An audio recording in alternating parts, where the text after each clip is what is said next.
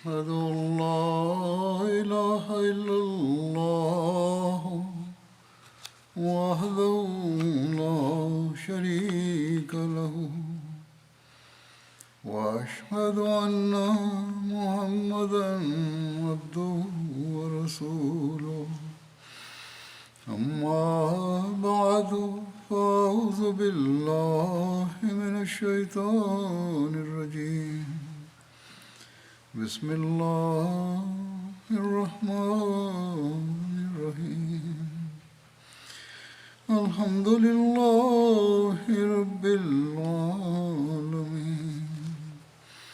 الرحمن الرحيم مالك يوم الدين إياك نعبد وإياك نستعين اهدنا الصراط المستقيم صراط الذين أنعمت عليهم غير المغضوب عليهم ولا الضالين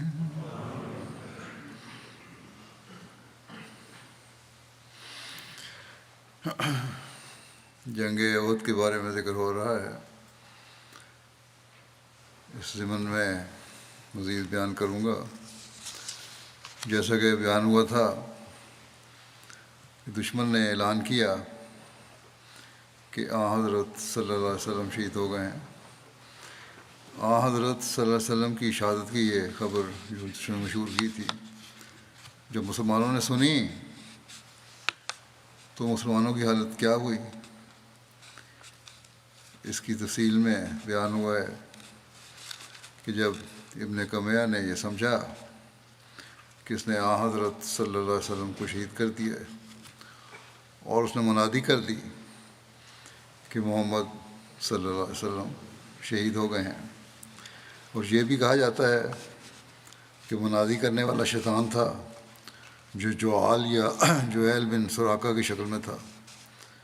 جوال ابتدائی سالے مسلمانوں میں سے تھے اور اہل صفہ میں بھی شامل تھے. ان کا نام رسول اللہ صلی اللہ علیہ وسلم نے خندق کے موقع پر تبدیل کر کے عمر رکھ دیا تھا. بہرحال یہ سن کر لوگ جوال پر لپکے کہ انہیں قتل کر دیں، مگر انہوں نے اس منادی سے برات کا اظہار کیا. انہوں نے کہا میں تو کوئی اعلان نہیں کیا. اور خوات بن جبیر اور ابو بردہ نے گواہی دی کہ جب یہ منادی ہوئی تو وہ ان کے پاس اور پہلو میں قتال کر رہے تھے. انہوں نے گواہی دی کہ تم میرے ساتھ لڑ رہے تھے، دشمن کے ساتھ میرے ساتھ مل کے. یہ بھی کہا جاتا ہے کہ اعلان کرنے والا عزب العقبہ تھا جس نے 3 مرتبہ اعلان کیا کہ محمد صلی اللہ علیہ وسلم شہید ہو گئے ہیں. اور اس بارے میں کئی قول ہیں کہ اعلان کس نے کیا تھا. ممکن ہے مختلف لوگوں نے مختلف طور پر دیکھا ہو، مختلف لوگوں نے کیا ہو، یعنی ابن کمیہ نے، ابلیس اور عزب العقبہ میں سے ہر ایک نے اعلان کیا ہو. کوئی شیطانی فطرت انسان بھی اعلان کر سکتا ہے. اس خبر کے پھیلتے ہی مسلمانوں میں سے بعض نے کہا کہ اب جب کہ رسول اللہ صلی اللہ علیہ وسلم شہید ہو گئے ہیں تو تم اپنی قوم کے پاس لوٹ چلو اور وہ تمہیں امان دیں گے. اس پر کچھ دوسرے لوگوں نے کہا کہ اگر رسول اللہ صلی اللہ علیہ وسلم شہید ہو گئے ہیں تو کیا تم اپنے نبی صلی اللہ علیہ وسلم کے دین اور اس کے پیغام کے لیے نہیں لڑو گے یہاں تک کہ تم اپنے رب کے حضور شہید ہو کر حاضر ہو. حضرت ثابت بن دہدہ نے انصار سے کہا کہ اے انصار کے گروہ، اگر محمد صلی اللہ علیہ وسلم شہید ہو گئے ہیں تو اللہ تعالیٰ زندہ ہے اور اسے موت نہیں آ سکتی. اپنے دین کے لیے قتال کرو، اللہ تعالیٰ تمہیں فتح و کامرانی عطا کرنے والا ہے. یہ سن کر انصاری مسلمانوں کا ایک گروہ اٹھا اور انہوں نے حضرت ثابت کے ساتھ مل کر مشرکین کے اس گروہ پر حملہ کر دیا جس میں خالد بن ولید، اکرمہ بن ابو جہل اور عمر بن عاص اور زرار بن خطاب تھے. مسلمانوں کی چھوٹی سی جماعت کو حملہ کرتے ہوئے دیکھ کر خالد بن ولید نے ان پر سخت جوابی حملہ کیا اور ثابت بن دادا اور ان کے انصاری ساتھیوں کو شہید کر دیا۔ ابتری کی اس کیفیت کے بارے میں حضرت مرزا بشیر احمد صاحب نے جو لکھا ہے سیر خاتم النبیین، وہ اس طرح ہے، کہتے ہیں کہ اس وقت مسلمان 3 حصوں میں منقسم تھے۔ ایک گروہ وہ تھا جو حضرت صلی اللہ علیہ وسلم کی شہادت کی خبر سن کر میدان سے بھاگ گیا تھا، مگر یہ گروہ سب سے تھوڑا تھا۔ ان لوگوں میں حضرت عثمان بن عفان بھی شامل تھے، مگر جیسا کہ قرآن شریف میں ذکر آتا ہے کہ اس وقت کے خاص حالات اور لوگوں کے دلی ایمان اور اخلاص کو مد نظر رکھتے ہوئے اللہ تعالیٰ نے انہیں معاف فرما دیا۔ ان لوگوں میں سے بعض مدینہ تک جا پہنچے اور اس طرح مدینہ میں بھی حضرت صلی اللہ علیہ وسلم کی خیالی شہادت اور لشکر اسلام کی ہزیمت کی خبر پہنچ گئی، جس سے تمام شہر میں ایک کوہرام مچ گیا اور مسلمان مرد، عورتیں، بچے، بوڑھے نہایت سراسیمگی کی حالت میں شہر سے باہر نکل آئے اور احد کی طرف روانہ ہوئے، اور بعض تو جلد جلد دوڑتے ہوئے میدان جنگ میں پہنچے اور اللہ کا نام لے کر دشمن کی صفوں میں گھس گئے، یعنی انہوں نے جنگ شروع کر دی۔ دوسرے گروہ میں وہ لوگ تھے جو بھاگے تو نہیں تھے، مگر حضرت صلی اللہ علیہ وسلم کی شہادت کی خبر سن کر یا تو ہمت ہار بیٹھے تھے اور یا اب لڑنے کو بیکار سمجھتے تھے، اور اس لیے میدان سے ایک طرف ہٹ کر سرنگوں ہو کر بیٹھ گئے تھے۔ تیسرا گروہ وہ تھا جو برابر لڑ رہا تھا۔ ان میں سے کچھ تو وہ لوگ تھے جو حضرت صلی اللہ علیہ وسلم کے ارد گرد جمع تھے اور بے نظیر جان نثاری کے جوہر دکھا رہے تھے، اور اکثر وہ تھے جو میدان جنگ میں منتشر طور پر لڑ رہے تھے۔ ان لوگوں اور نیز گروہ ثانی کے لوگوں کو جوں حضرت صلی اللہ علیہ وسلم کے زندہ موجود ہونے کا پتہ لگتا جاتا تھا، یہ لوگ دیوانوں کی طرح لڑتے بھیڑتے آپ کے گرد جمع ہوتے جاتے تھے۔ اس وقت جنگ کی حالت یہ تھی کہ قریش کا لشکر گویا سمندر کی مہیب لہروں کی طرح چاروں طرف سے بڑھا چلا آتا تھا، اور میدان جنگ میں ہر طرف سے تیر اور پتھروں کی بارش ہو رہی تھی۔ جان نثاروں نے اس خطرے کی حالت کو دیکھ کر حضرت صلی اللہ علیہ وسلم کے ارد گرد گھیرا ڈال کر آپ کے جسم مبارک کو اپنے بدنوں سے چھپا لیا، مگر پھر بھی جب کبھی حملہ کی رو اٹھتی تو یہ جان گنتی کے آدمی ادھر ادھر دھکیل دیے جاتے تھے، اور ایسی حالت میں بعض اوقات حضرت صلی اللہ علیہ وسلم قریباً اکیلے رہ جاتے تھے۔ کسی ایسے ہی موقع پر حضرت سعد بن ابی وقاص کے مشرک بھائی عتبہ بن ابی وقاص کا ایک پتھر آپ کے چہرے مبارک پر لگا، جس سے آپ کا ایک دان ٹوٹ گیا اور ہونٹ بھی زخمی ہوا۔ ابھی زیادہ وقت نہ گزرا تھا کہ ایک اور پتھر جو عبداللہ بن شہاب نے پھینکا تھا، اس نے آپ کی پیشانی کو زخمی کیا، اور تھوڑی دیر کے بعد تیسرا پتھر جو ابن کمیہ نے پھینکا تھا آپ کے رخسار مبارک پر آ کر لگا، جس سے آپ کے مغفر یعنی خود کی 2 کڑیاں آپ کے رخسار میں چپ کر رہ گئیں۔ سعد بن ابی وقاص کو اپنے بھائی عتبہ کے اس فعل پر اس قدر غصہ تھا کہ وہ کہا کرتے تھے کہ مجھے کبھی کسی دشمن کے قتل کے لیے اتنا جوش نہیں آیا جتنا مجھے احد کے دن عتبہ کے قتل کا جوش تھا۔ حضرت مسلم موعود رضی اللہ عنہ دعا کی قبولیت کی فلسفی کا مضمون بیان کر رہے ہیں۔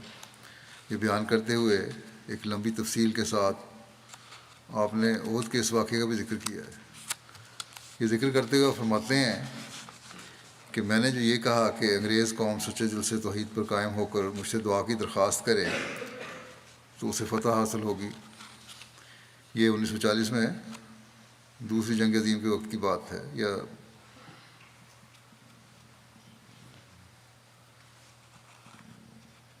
بہرحال آپ فرماتے ہیں کہ اگر یہ لوگ مجھ سے دعا کی درخواست کریں تو ان کو فتح حاصل ہوگی۔ یہ خدا تعالیٰ کی پیش گوئیوں، اس کے کلام اور میری رویاؤں کے عین مطابق ہے۔ حضرت مسیح علیہ السلام نے اس قوم کے لیے بہت دعائیں کی ہیں، مگر ان قوموں نے خدا تعالیٰ کے تخت پر ایک بندے کو بٹھایا ہوا ہے، اس لیے خدا تعالیٰ ان کو ابتلاؤں میں ڈال رہا ہے، یعنی حضرت عیسیٰ کو خدا کا بیٹا بنایا ہوا ہے، اس لیے ابتلا میں پڑے ہوئے ہیں لوگ، دعائیں ان کے لیے پڑی ہوئی ہیں۔ پھر آپ نے ذکر کیا پیغامیوں کا کہ پیغامی انکار کریں تو بے شک کریں، یعنی پیغامیوں کی نظریہ اس سے مختلف ہے جو حضرت مسلم علیہ السلام فرما رہے ہیں۔ بہرحال اللہ فرماتے ہیں کہ مگر حضرت مسیح موعود علیہ السلام نے ان کے متعلق جو دعائیں کی ہیں ان کے قبول ہونے میں روک ان کا شرک ہی ہے، اور اگر یہ روک جزواً یا کلاً دور ہو جائے تو یہ دعائیں فوراً قبولیت کا جامہ پہن لیں گی۔ میں نے کئی رویا ایسے دیکھے ہیں کہ میری دعاؤں سے ان کی مصیبتیں ٹل سکتی ہیں، مگر اس کا یہ مطلب نہیں کہ میں جو دعا کرتا ہوں وہ ضرور قبول ہوتی ہے۔ اگر میرے اختیار میں یہ بات ہوتی تو میں ان تکلیفوں کو ہی کیوں نہ ٹال دیتا جو خود ہمیں آتی ہیں۔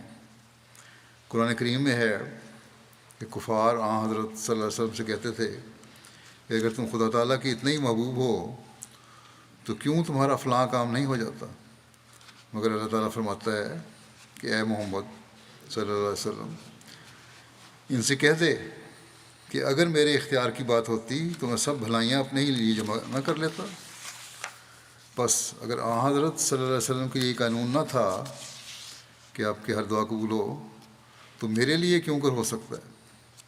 جب حضرت صلی اللہ علیہ وسلم کے لیے بھی یہی قانون تھا کہ جب خدا تعالیٰ دعا قبول کرنے کے لیے تیار ہو اور کسی نشان کے ذریعے آپ کی عزت قائم کرنا چاہے تو وہ ضرور قبول کر لیتا، تو میرے لیے کسی اور کے لیے میرے لیے یا کسی اور کے لیے اس کے خلاف کیوں کر ہو سکتا ہے؟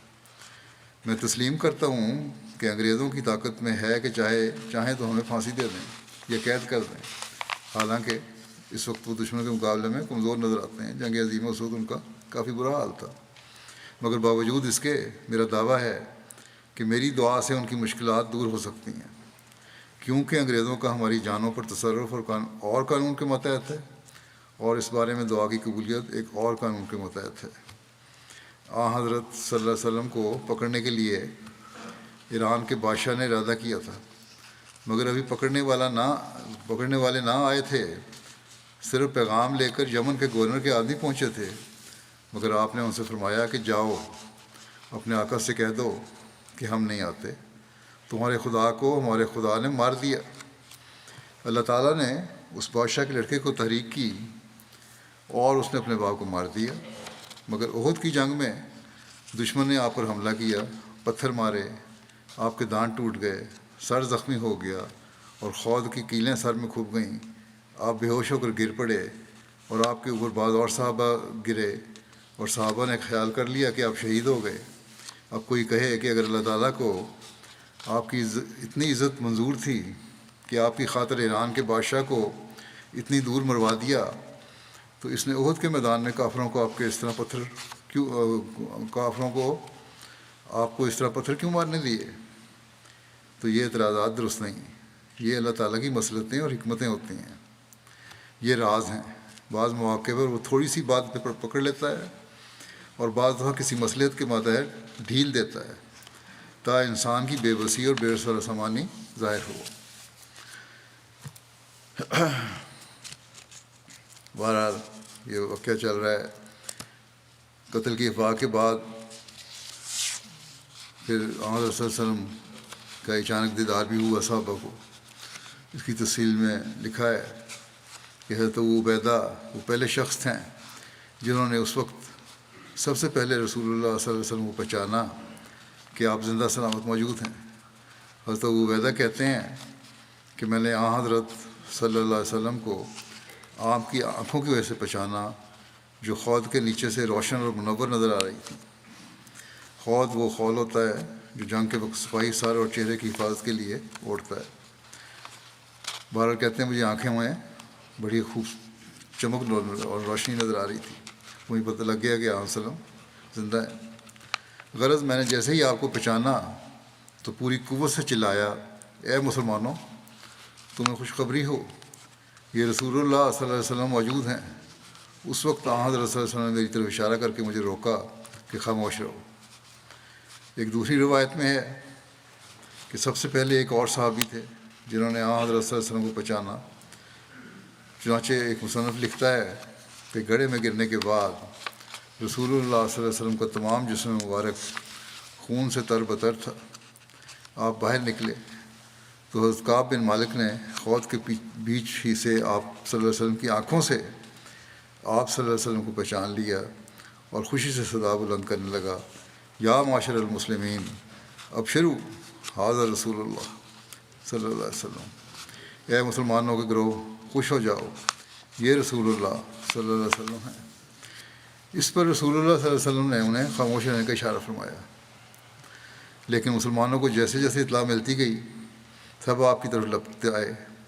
ان میں حضرت ابوبکر صدیق، حضرت عمر بن خطاب، حضرت علی بن ابی طالب، حضرت طلحہ بن عبید اللہ، حضرت زبیر بن عوام، حضرت حارث بن سما اور دیگر مسلمان بھی تھے۔ آپ صلی اللہ علیہ وسلم اپنے ان اصحاب کے ہمراہ جبل احد کی ایک گھاٹی میں پناہ گزین ہوئے۔ راستے میں دشمنوں نے جتنے بھی حملے کیے، اصحاب رسول صلی اللہ علیہ وسلم نے ان کا خوب دندان شکن جواب دیا۔ بعض کتب میں ہے کہ جنگ کا پاسا پلٹ جانے کی وجہ سے صورتحال نازک اور ناگفتہ بے ہو گئی تھی۔ اچانک رسول اللہ صلی اللہ علیہ وسلم حضرت سعد بن معاذ اور حضرت سعد بن عبادہ کے درمیان سے نمودار ہوئے اور ہم نے آپ کی چال سے آپ کو پہچان لیا۔ اس وقت ہماری خوشی کا کوئی ٹھکانہ نہیں تھا اور ایسا لگتا تھا جیسے نہ ہمیں شکست ہوئی اور نہ ہمارا کوئی نقصان ہوا۔ جب سب مسلمانوں نے آپ کو دیکھ اور پہچان لیا تو وہ آپ صلی اللہ علیہ وسلم کے گرد پروانوں کی طرح جمع ہو گئے اور آپ ان سب کو لے کر ایک گھاٹی کی طرف روانہ ہوئے۔ اس وقت آپ کے ساتھ حضرت ابوبکر، حضرت عمر، حضرت علی، حضرت زبیر اور حضرت حارث بن سما تھے۔ خلیفہ مسیح ثانی رضی اللہ عنہ بیان فرماتے ہیں کہ مسلمانوں کے لیے یہ حملہ چونکہ بالکل غیر متوقع تھا، اس لیے ان پر سخت گھبراہٹ طاری ہو گئی اور بوجہ بکھرے ہوئے ہونے کے دشمن کا مقابلہ نہ کر سکے۔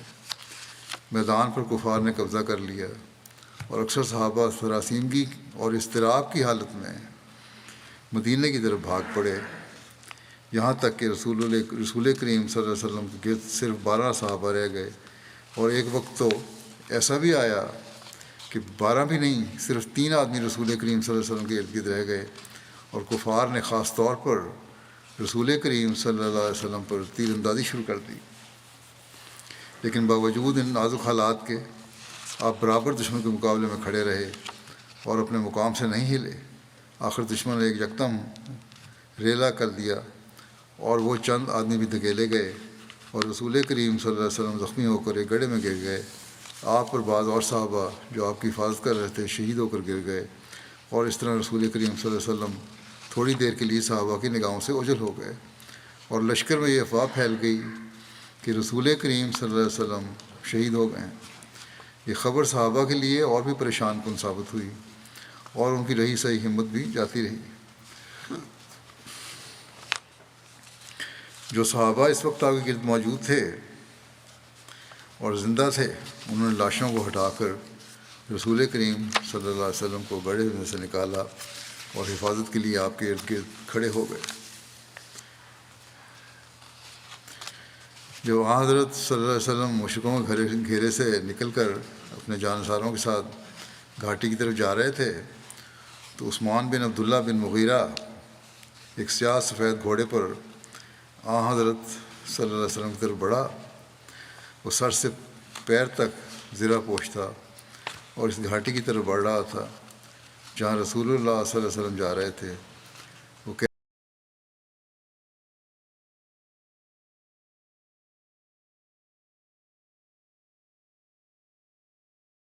آواز سن کر ٹھہر گئے۔ اس وقت عثمان کے گھوڑے کو ان گڑھوں میں سے ایک سے ٹھوکر لگی جہاں گڑھے کھودے ہوئے تھے اور وہ اس میں گر پڑا۔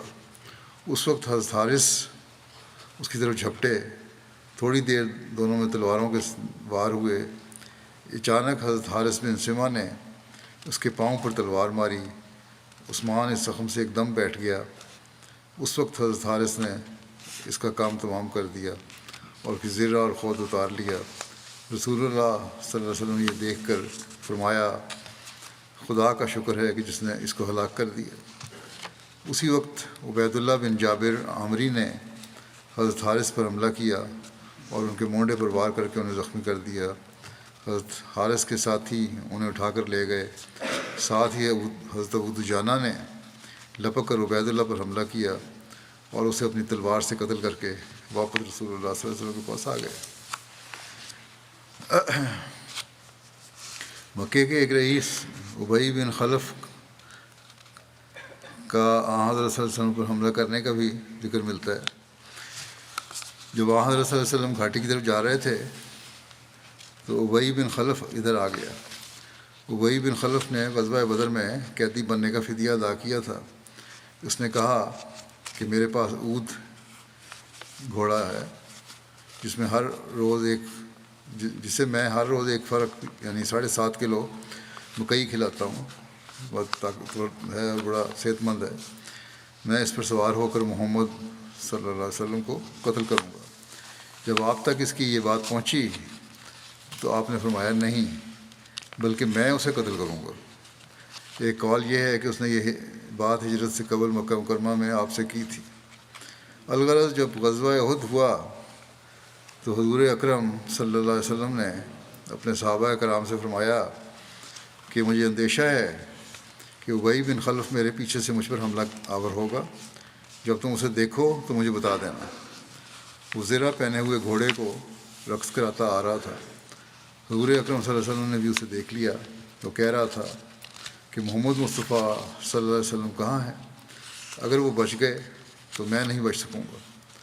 حضرت مصعب بن عمیر اس کے سامنے آ گئے۔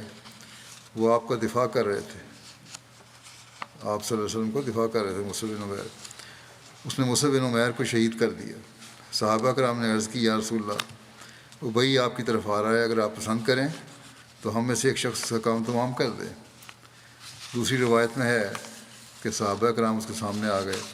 آپ نے فرمایا اسے چھوڑ دو، اس کے راستے سے ہٹ جاؤ۔ جب وہ آپ کے قریب ہو گیا تو آپ نے فرمایا اے کذاب، بھاگ کر کہاں جاتا ہے؟ حضور اکرم نے حضرت حارثہ بن سمہ سے نیزہ لیا۔ دوسرے قول کے مطابق حضرت زبیر بن عوام سے نیزہ لیا۔ آپ نے جھجری لی۔ صحابہ کرام آپ سے یوں پرے ہو گئے جیسے اونٹ کی کمر سے مکھیاں دور ہو جاتی ہیں۔ آپ ابی کے سامنے آئے، اسی گردن پر نیزہ مارا یا خود اور زرہ کے درمیان نظر آنے والی جگہ پر نیزہ مارا، جس کی وجہ سے وہ اپنے گھوڑے سے کئی بار نیچے لڑکھا۔ وہ بیل کی طرح ڈکارنے لگا۔ اس کی گردن پر معمولی سی خراش آئی، اس کا خون رک گیا یا اس کی پسلیوں میں سے کوئی پسلی ٹوٹ گئی۔ وہ اپنے قوم کے پاس واپس گیا اور کہا بخدا مجھے محمد عربی صلی اللہ علیہ وسلم نے قتل کر دیا۔ قوم نے کہا تیرا دل ٹوٹ گیا ہے، بخدا تجھے کچھ نہیں ہوا، یہ معمولی خراش ہی ہے۔ اگر ہم میں سے کسی کی آنکھ پر بھی اتنا زخم آتا تو اس کو کچھ بھی نہ ہوتا۔ اس نے کہا کہ مجھے لات اور عزیٰ کی قسم، جو چوٹ مجھے لگی ہے، اگر اہل ذوالمجاز یہ ربیہ اور مضر کے قبائل کو لگتی تو سارے مر جاتے۔ اس نے مجھے مکہ مکرمہ میں کہا تھا، یعنی آن سلم نے، کہ میں تجھے قتل کروں گا۔ بخدا اگر وہ یعنی آن سلم مجھ پر تھوک بھی دیتا تو میں مر جاتا۔ جب مشرکین واپس آ رہے تھے تو یہ صرف کے مقام پر واصل جہنم ہو گیا۔ صرف ایک بڑی وادی ہے جو آج کل اس کو نواریہ کہتے ہیں۔ حجۃ الوداع میں مدینہ سے یہ آپ کی 7ویں منزل تھی، جو تنیم کے قریب مکے سے 9 یا 10 میل کے فاصلے پر ہے۔ تو مرزا بشیر احمد صاحب نے لکھا ہے کہ جب قریش ذرا پیچھے ہٹ گئے اور جو مسلمان میدان میں موجود تھے وہ آن حضرت صلی اللہ علیہ وسلم کو پہچان کر آپ کے ارد گرد جمع ہو گئے تو آپ نے اپنے صحابہ کی جمعیت میں آہستہ آہستہ پہاڑ کے اوپر چڑھ کر ایک محفوظ درے پر ان صحابہ کی جمعیت میں آہستہ آہستہ پہاڑ کے اوپر چڑھ کر ایک محفوظ درے میں جب پہنچ گئے۔ راستے میں مکے کے ایک رئیس ابی بن خلف کی نظر آپ پر پڑی اور وہ بغض اور عداوت میں اندھا ہو کر یہ الفاظ پکارتا ہوا آپ کی طرف بھاگا کہ لا نجو تو ان نجا، کہ اگر محمد صلی اللہ علیہ وسلم بچ کر نکل گیا تو میں تو نہ بچا۔ صحابہ نے اسے روکنا چاہا مگر حضرت صلی اللہ علیہ وسلم نے فرمایا اسے چھوڑ دو اور میرے قریب آنے دو۔ جب وہ آپ پر حملہ کرنے کے خیال سے آپ کے قریب پہنچا تو آپ نے ایک نیزہ لے کر اس پر ایک وار کیا، جسے وہ چکر کھا کر زمین پر گرا اور پھر اٹھ کر چیختا چلاتا وہ واپس بھاگ گیا، اور وہ بظاہر زخم زیادہ نہیں تھا مگر مکے پہنچنے سے پہلے وہ پیوندے خاک ہو گیا۔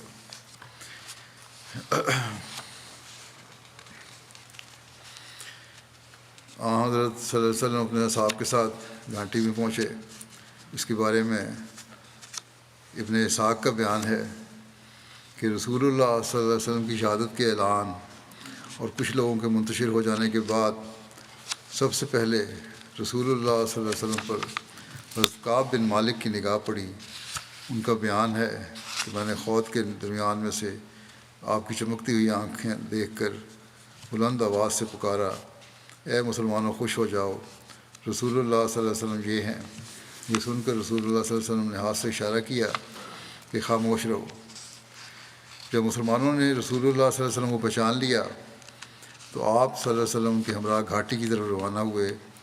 آپ کے ساتھ حضرت ابوبکر صدیق، حضرت عمر، حضرت علی، حضرت طلحہ بن عبید اللہ اور حضرت زبیر بن عوام اور حضرت حارث بن سمع وغیرہ صحابہ تھے۔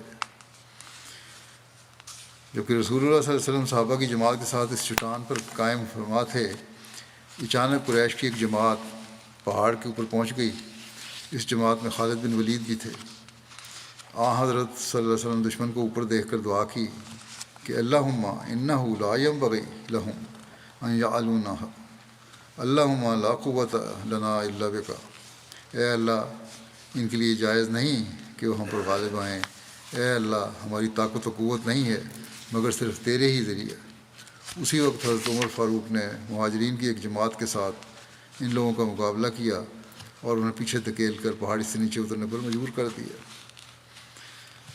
سیرت خاتم النبیین میں بیان ہوا ہے کہ جب حضرت صلی اللہ علیہ وسلم درے پر پہنچ گئے تو قریش کے ایک دستے نے خالد بن ولید کی کمان میں پہاڑ پر چڑھ کر حملہ کرنا چاہا، لیکن حضرت صلی اللہ علیہ وسلم کے حکم سے حضرت عمر نے چند مہاجرین کو ساتھ لے کر اس کا مقابلہ کیا اور اسے رسوا کر دیا۔ اسی جنگ کے واقعے کی ایک روایت ایک تاریخ میں اس طرح ملتی ہے کہ حضرت زبیر بیان کرتے ہیں کہ رسول اللہ صلی اللہ علیہ وسلم عہد کے دن 2 زرہیں پہنے ہوئے تھے۔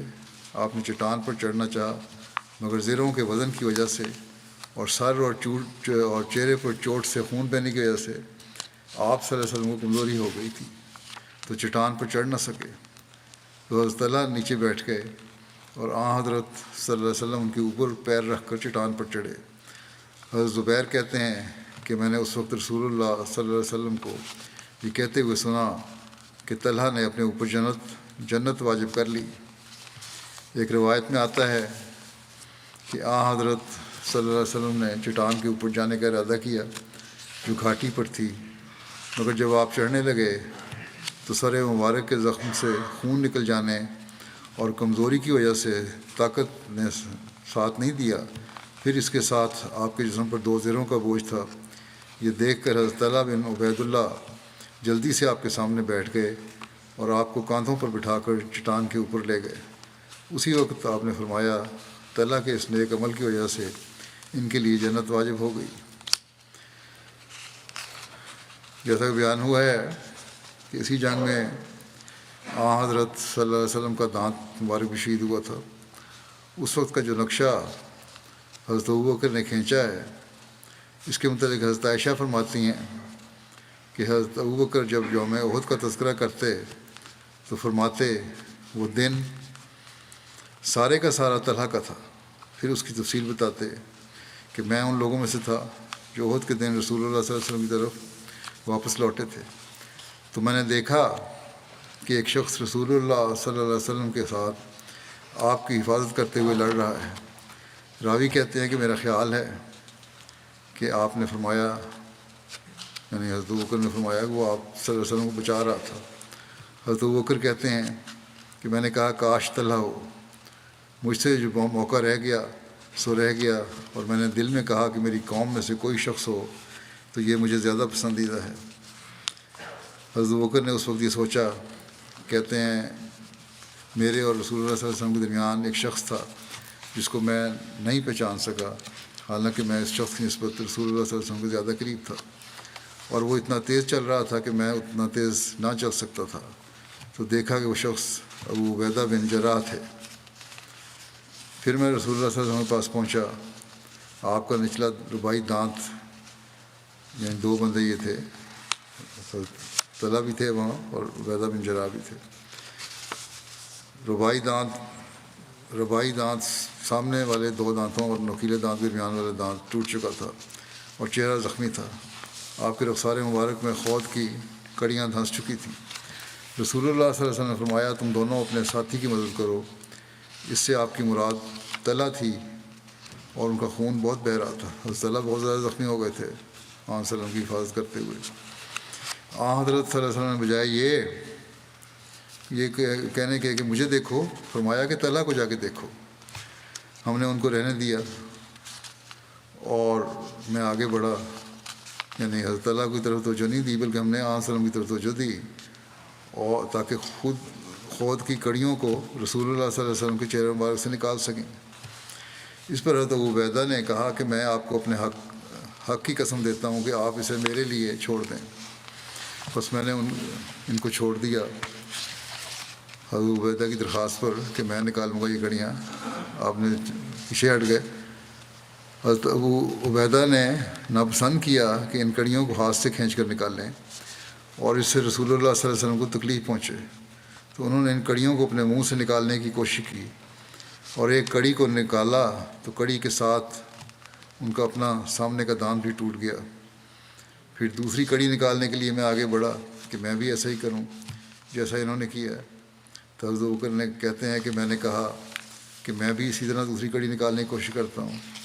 تو حضرت ابو عبیدہ نے پھر کہا کہ میں آپ کو اپنے حق کی قسم دیتا ہوں کہ آپ اسے میرے لیے چھوڑ دیں، یعنی دوسری کڑی بھی میں ہی نکالوں گا، آپ نہیں۔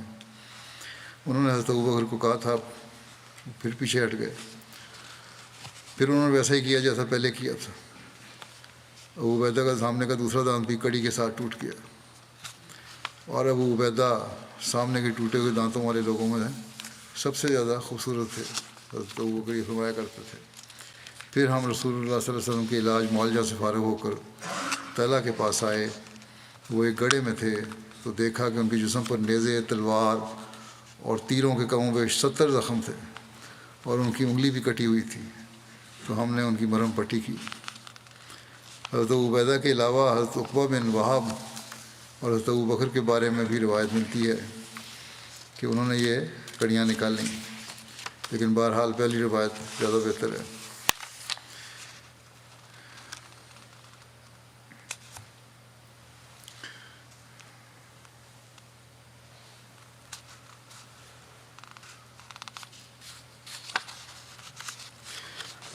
ابو سعید خدری روایت کرتے ہیں کہ حضرت صلی اللہ علیہ وسلم کے چہرہ مبارک سے 2 کڑیاں جب نکالی گئیں تو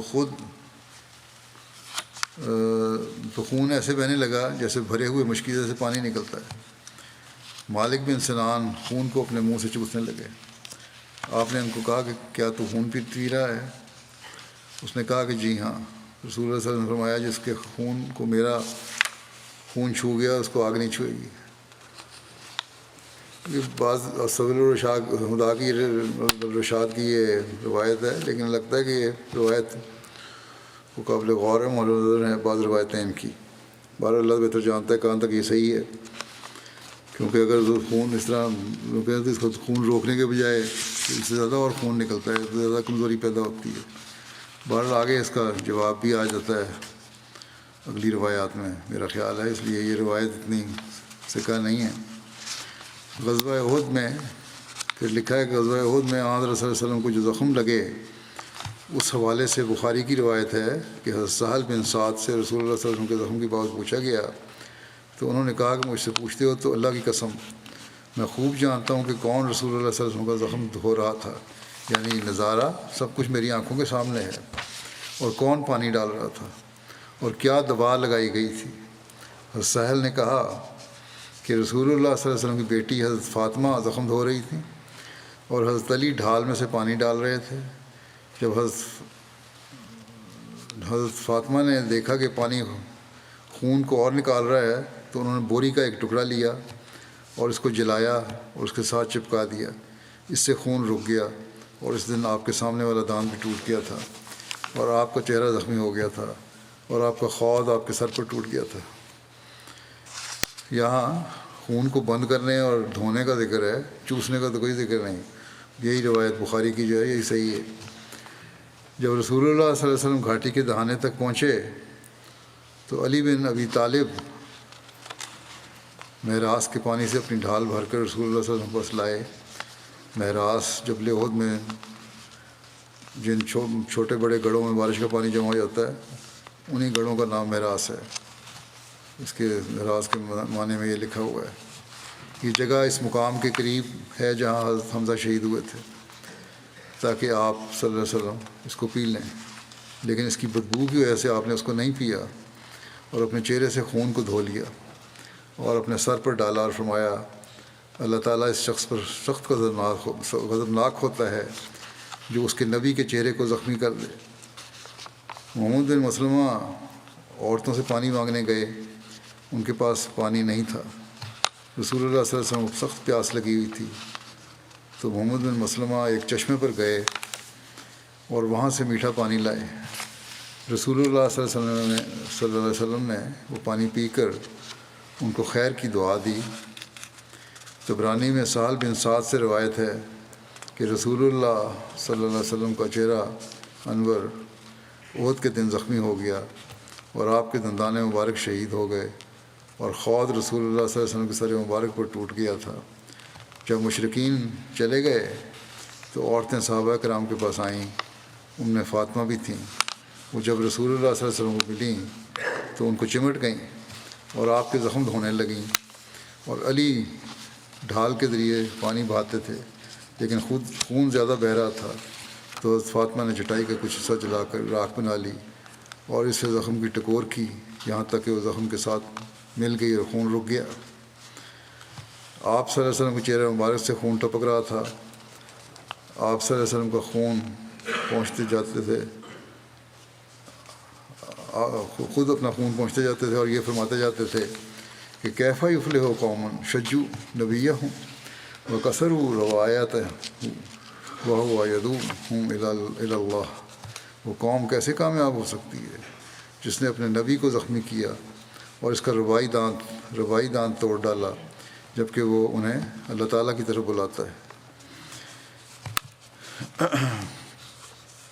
انشاءاللہ باقی آئندہ فلسطین کے لیے میں دعا کے لیے کہتا رہتا ہوں۔ اب یہ مسلمان ملکوں کا حال ہو گیا ہے، بجائے اس کے کہ اکٹھے ہو کے فلسطین کو بچانے کی فکر کریں، خود مسلمانوں نے لڑنا شروع کر دیا، اور پاکستان اور ایران میں بھی اب سنا ہے اب چکر شروع ہو گئی ہے، ایک دوسرے پہ بم بھی مارے انہوں نے۔ تو یہ خطرناک صورتحال پیدا ہو رہی ہے۔ اللہ تعالیٰ ہی مسلمان ملکوں کو، لیڈروں کو عقل اور سمجھ عطا فرمائے۔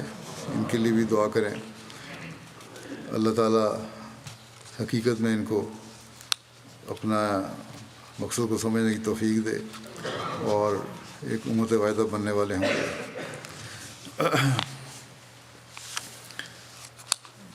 نماز کے بعد میں 2 جنازے ہی پڑھاؤں گا، جنازہ غائب۔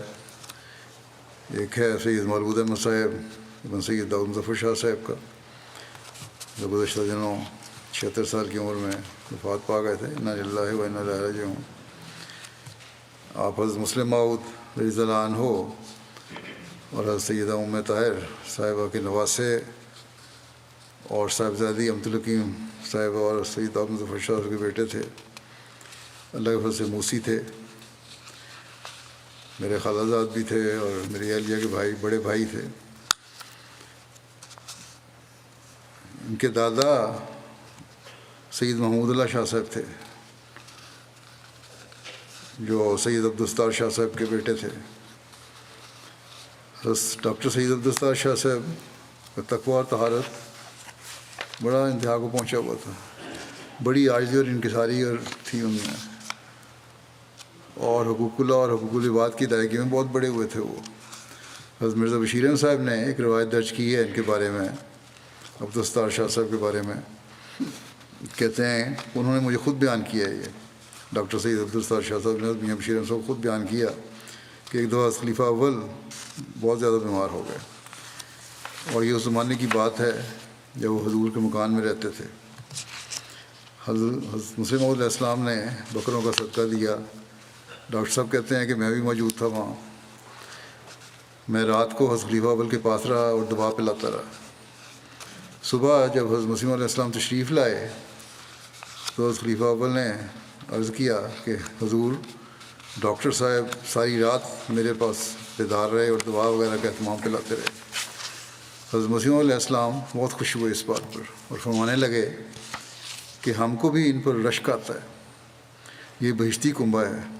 اور یہ الفاظ چند بار حضرت مسیم علیہ نے فرمائے، بار بار فرمائے حضرت ڈاکٹر عبدالستار شاہ صاحب کے بارے میں۔ سید ملغو شاہ صاحب نے لوا سے تعلیم حاصل کی، میٹرک کیا، ایف ایس سی کی، پھر لاہور میں انجینئرنگ کالج میں یونیورسٹی میں داخلہ ملا ان کو، مکینیکل انجینئرنگ میں ڈگری حاصل کی۔ پاکستان میں بھی مختلف کمپنیوں میں کام کیا، پھر چند سال نائجیریا میں بھی ایک کمپنی میں بطور انجینئر کام کرنے گئے تھے، وہاں کام کیا اور اللہ کے فضل سے اچھی زندگی گزاری۔ ان کا نکاح حضرت خلیفۃ مسیح ثالث نے جب پڑھایا تھا تو اس میں جو خطبہ دیا حضرت خلیفۃ ثالث رحمہ اللہ تعالیٰ نے، وہ تھا کہ ازدواجی رشتے درخت کے پیوند کی مانند ہوتے ہیں جنہیں شروع میں بڑا سنبھال کر رکھنا پڑتا ہے۔ یہ خطبات نکاح بعض پرانے میں اس لیے پڑھ دیتا ہوں، بہت سارے لوگ سوال کرتے ہیں کہ کس طرح ہم اچھے رشتے نبھا سکتے ہیں، تو یہ ہدایتیں ہیں اپنے سامنے رکھیں، مختصر ہوتی ہیں، اس لیے میں بعض دفعہ خود بیان کر دیتا ہوں نکاحوں میں، بعض دفعہ یہ سابقہ خلفاء کی ہدایات دے دیتا ہوں۔ بہرحال فرماتے ہیں کہ جنہیں شروع میں ہی بڑا سنبھال کر رکھنا پڑتا ہے۔ قرآن کریم کی ہدایت کے مطابق اس پیوند کو قول سدید کے دھاگے سے باندھنا پڑتا ہے، یعنی سچائی، بالکل کامل سچائی کے دھاگے سے باندھنا پڑتا ہے، تب جا کر اس کی حفاظت ہوتی ہے، اور اس کی ذمہ داری نہ صرف ہر دو میاں اور بیوی پر بلکہ ان کے خاندانوں پر، ان کے ماحول پر، بلکہ ان کے دوستوں پر بھی عائد ہوتی ہے، کیونکہ بہت سی خوبیاں بدزنیوں کے نتیجے میں یا چغلیوں کے نتیجے میں یا بے صبری کے نتیجے میں یا طیش کے نتیجے میں پیدا ہو جاتی ہیں، اور اس کو روکنے کے لیے قول سدید ایک بہت ہی مضبوط دھاگا ہے۔ انہوں نے فرمایا کہ خدا کرے کہ جس نکاح کا میں اس وقت اعلان کر رہا ہوں وہ ہر دو خاندانوں کے لیے بابرکت ہو، پھر جماعت کے لیے بابرکت ہو، انسانیت کے لیے بابرکت ہو، خادم نئی نسل پیدا ہو اس میں سے۔ پھر آپ نے فرمایا کہ رشتہ میری چھوٹی ہمشیرہ عبدالحکیم اور سید داؤد مظفر شاہ کے بیٹے سید مولود احمد کا ہے، جو ڈاکٹر سید غلام مجتبیٰ کی بیٹی لبنہ شہباز سے طے پا رہا ہے۔ پھر ڈاکٹر صاحب کے بارے میں آپ نے فرمایا کہ ڈاکٹر صاحب ابتدائی ڈاکٹروں میں سے ہیں جنہوں نے مغربی افریقہ میں بطور واقف ڈاکٹر کام کیا، اور ان کے ہاتھ میں اللہ تعالیٰ نے بہت شفا بخشی۔ بڑے کامیاب سرجن کے طور پر وہ پہلے گانا میں کام کرتے رہے، پھر کچھ عرصے کے بعد انہیں نائجیریا بھیجا گیا، وہاں بھی انہوں نے اپنا عارضی وقت پورا کیا، پھر دل کی عارضہ میں بیمار ہو کے وجہ سے واپس لوٹنا پڑا۔ پھر خلیفہ ثالث نے انہیں دعا بھی دی کہ اللہ تعالیٰ ان کو صحت سے رکھے اور ان کو توفیق دے کہ وہ دوبارہ جائیں افریقہ، اور یہ دعا بھی اللہ تعالیٰ نے قبول فرمائی۔ اس کے بعد بھی وہ گئے اور ایک لمبا عرصہ وہاں دوبارہ افریقہ میں خدمت کی توفیق ملی۔ پھر مسلم خلیفہ ثالث نے یہ دعا بھی کی کہ اللہ تعالیٰ سید مولود احمد کو بھی خدمت دین کی توفیق دے، اور اپنے طور پر جو دعائی خدمتی کر سکتے تھے انہوں نے کی۔ اس کے بعد ان کے بیٹے سید سعود احمد کہتے ہیں کہ میرے والد شروع سے ہی نمازوں کے پابند، فجر کی نماز کے بعد تلاوت کرنے والے، بلکہ تہجد گزار بھی تھے، مجھے پتہ ہے۔ ان کی تلاوت بھی بڑی اچھی آواز میں کہتے تھے، پڑھتے تھی. پھر کہتے تھے رات کو سونے سے پہلے ہمیں پرانے بزرگوں کے قصے اور واقعات سناتے تھے. چندوں میں باقاعدہ تھے اور ہمیں بھی چندوں کے باقاعدہ رہنے کی تلقین کیا کرتے تھے. جیب خرچ بھی دیتے تو کہتے پہلے چندہ دے کے آؤ. عیدی ملتی تو اس میں بھی کہتے چندہ دیا کرو. ہر ایک کی علیحدہ علیحدہ فائل بنائی ہوئی تھی. اسی طرح وصیت جب کروائی بچوں کی بھی ان کی بھی فائل بنائی, اپنا ریکارڈ بھی رکھا اور ہر چندہ خود کلیئر کرتے تھے. رمضان کے روزوں کے علاوہ شوال کے روزے بھی رکھنے والے تھے. قرآن کریم کے 2 دور مکمل کرتے اور تیسرا دور ختم کرنے کی کوشش کرتے رمضان میں. پھر یہ لکھا ہے اس نے کہ بڑے کھرے انسان تھے, بہت شفاف طبیعت کے مالک, سیدھے صاف کو تھے, بہت ملنسار تھے. پرانا تعلق کسی سے ہوتا یا نیا خود رابطہ رکھتے اور کسی نہ کسی بہانے حال پوچھتے رہتے. چھوٹا ہو یا بڑا سب سے حسن سلوک سے پیش آتے. اپنے دل میں کبھی کسی کے بارے میں کینہ نہیں رکھا, تعصب نہیں تھا. کوئی جتنی مرضی زیادتی کر جاتا لیکن ہمیشہ حسن خلق سے پیش آتے تھے. اگر کوئی بڑی زیادتی کر جاتا تو خود جا کر اسے تعلق بناتے. اور یہ صرف بیٹے نہیں لکھیں بلکہ میں نے بھی دیکھا ہے, یہ حقیقت میں یہ خوبیاں ان میں موجود تھیں. میرا بھی یہی مشاہدہ ہے. اور بہت سے تجدید کرنے والے لوگوں نے بھی جو ان سے واقف تھے انہوں نے بھی یہ لکھا ہے کہ واقعی یہ خوبیاں ان میں موجود تھیں. تو اس میں بیٹے نے ہی لکھا ہے کہ ایک دفعہ مسلم موعود رضی اللہ عنہ نے کہیں سفر پہ گئے باہر, تو تحفہ لائے ان کے لیے کھلونا ایک, جس کو انہوں نے کھول کے ٹکڑے ٹکڑے کر دیا. اور مسلم موعود نے کہا کہ میں نے تمہیں تحفہ دیا, تم نے اس کے ٹکڑے کر دیے ہیں. تو کہنے لگے کہ میں ابھی جوڑ دیتا ہوں, اور پھر اس کو جوڑ بھی دیا حضرت مسلم موعود کے سامنے. تو مسلم موعود نے ان کی والدہ کو کہا کہ اس کو انجینئر بنانا. تو حضرت مسلم موعود کی یہ بات بھی پوری ہوئی, بعد میں انجینئر بن بھی گئے وہ, اور بڑے اچھے انجینئر تھے. پھر حضرت مسلم موعود کی ایک نصیحت جو ساروں کے لیے بڑی کام والی ہے اس کا بیان کر دیتا ہوں. ایک مرتبہ حضرت مسلم موعود اپنے فارم سندھ میں جو تھا زمین ہے وہاں گئے ہوئے تھے. یہ بھی وہیں تھے ان دنوں میں. یہ بھی اپنے والد کے ساتھ حضرت مسلم موعود کے ساتھ ہی زمینوں کا جائزہ لے رہے تھے, دورہ کر رہے تھے جب حضرت مسلم موعود کے ساتھ ساتھ تھے ان کے. تو اس وقت آموں کے باغ کے غالباً سیزن کا پھل کا غالباً تھا سیزن. تو ٹھیکیدار نے پھل توڑ کے نیچے رکھے ہوئے تھے. باغ کے جو ٹھیکہ ہے وہ دے دیا جاتا ہے, بیچ دیا جاتا ہے, اور پھل وہ پھر ٹھیکیدار کا ہوتا ہے. کچھ جنس اس میں سے لی جاتی ہے مالک کی. لیکن بہرحال اس نے اپنا پھل توڑ کے رکھا ہوا تھا. یہ بچے تھے, انہوں نے اس میں سے ایک آم اٹھا لیا. حضرت مسلم موعود نے کہا کہ واپس رکھ کے آؤ, یہ اب تمہاری ملکیت نہیں, یہ ٹھیکیدار کی ملکیت ہے. تو یہ انداز تھے مسلم موعود کی بھی تربیت کے. اب یہ کہہ سکتے تھے کہ ہاں جس جنس میں ملتی ہے اس میں سے نکل جائے گا, کوئی حرج نہیں, لیکن نہیں, اپنے نواسے کی اس طرح تربیت کی آپ نے. پھر ان کی بیٹی سید مولود کی ماریہ عزیزہ ماریہ کہتی ہیں کہ قرآن کریم اور روحانی خزائن اور ملفوظات کا مسلسل مطالعہ رکھتے تھے. اسی طرح مجھے یہ بھی پتہ ہے کہ تفسیر کبیر جو ہے اس کا بھی مطالعہ تھا, اور بڑا گہرا علم تھا. ظاہر نہیں کرتے تھے اپنے علم کو لوگوں میں بیٹھ کے, لیکن اگر کوئی پوچھے کہیں بات ہو, مسئلہ حل ہو, تو بڑے اچھے حوالے دیتے تھے. اور انہوں نے بھی مجھے لکھا ہے یہ دینی اور دنیوی اعتبار سے. کہتی جب بھی ہم کوئی مسئلہ پوچھتے تو اچھا حل بتاتے تھے, دعاؤں کی طرف توجہ کرنے کی تلقین کرتے, اور یہ وسیع کہتے تھے کہ تم دعا کرو اور معاملہ پھر اللہ پہ چھوڑ دو. اللہ تعالیٰ ان سے مغفرت اور رحم کو سلوک فرمائے, اور ان کی بیوی بچوں کی حفاظت کرے, اور ان کی نیکیاں جاری رکھنے کی توفیق دے. ان کے ایک بھائی ہیں سید صاحب, انہوں نے بھی لکھا ہے یہی کہ بڑی خوبی یہ تھی کہ خوشی کا موقع ہو یا غمی کا, ہمیشہ یہ پہل کرنے والے تھے. مبارکباد دینے میں یا مریض ہوتے یاد کرنے میں سب سے پہلے آتے تھے. حنیف محمود صاحب مربی سلسلہ ہیں, یہ لکھتے ہیں اسلام آباد سے ان سے تعارف ہوا. سادہ, سفید پوش, خاموش طبع, درویش اور فرشتہ صفت انسان تھے, اور واقفین زندگی خاص طور پر بیان اکرام کو بہت احترام کرتے تھے. ربا آئے تو یہاں بھی اس تعلق کو نبھایا جو اسلام آباد سے قائم ہوا تھا. اکثر تلاش کر کے مسجد میں ملتے تھے اور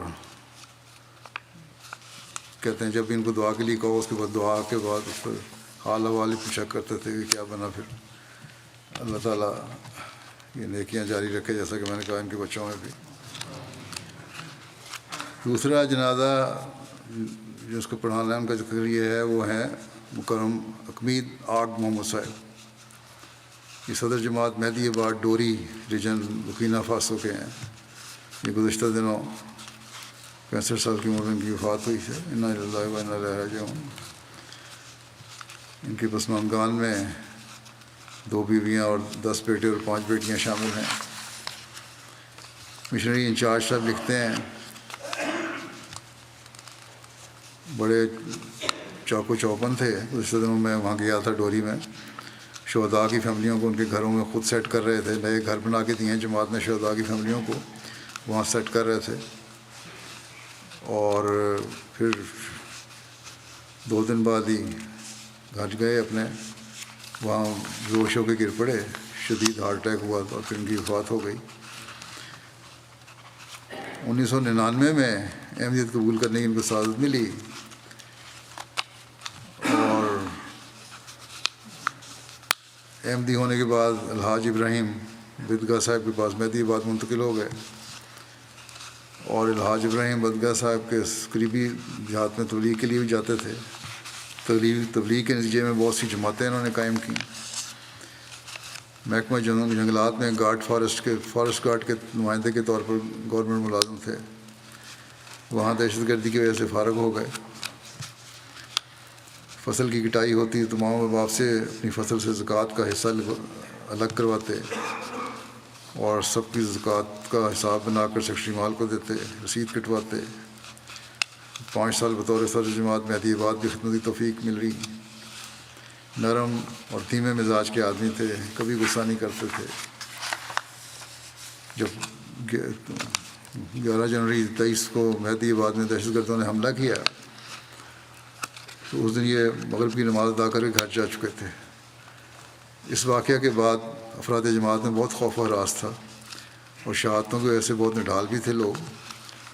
آپ نے ان کو بہت حوصلہ دیا اور پھر دوبارہ جب میں نے ان کو کہا کہ مہدی آباد کو کہ لوگوں کو ڈوری شہر میں منتقل کر دیں, بڑی جافشانی سے یہ سارے کام کیے آپ نے. لوگوں کو حوصلہ دلوایا اور آبادکاری کروائی. تمام احباب جماعت کو اپنی نگرانی میں ڈوری منتقل کرنے کے انتظامات کیے اور پھر وفات تک ان سب شہداء کی خاندانوں کی ضروریات کا خیال رکھتے رہے. رانا فاروق صاحب مبلغ ہیں ڈوری کے, کہتے ہیں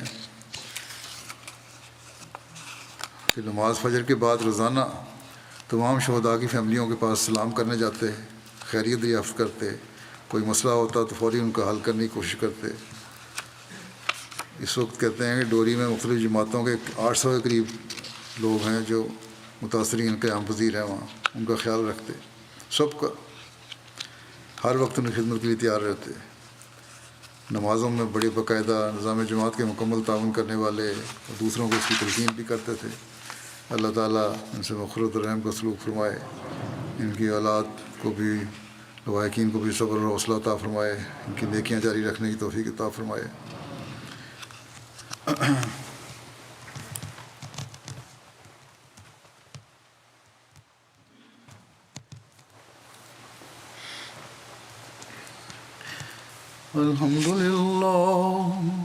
الحمد لله نحمده ونستعينه ونستغفره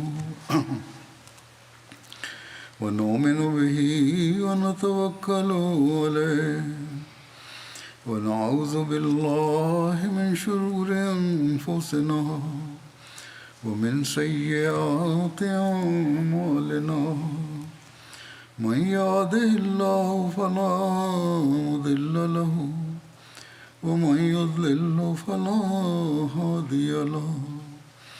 ونشهد أن لا إله إلا الله ونشهد أن محمدا عبده ورسوله. عباد الله رحمكم الله إن الله يأمر بالعدل والإحسان وإيتاء ذي القربى وينهى عن الفحشاء والمنكر والبغي يعظكم لعلكم تذكرون اذكروا الله يذكركم وادعوه يستجب لكم ولذكر الله أكبر.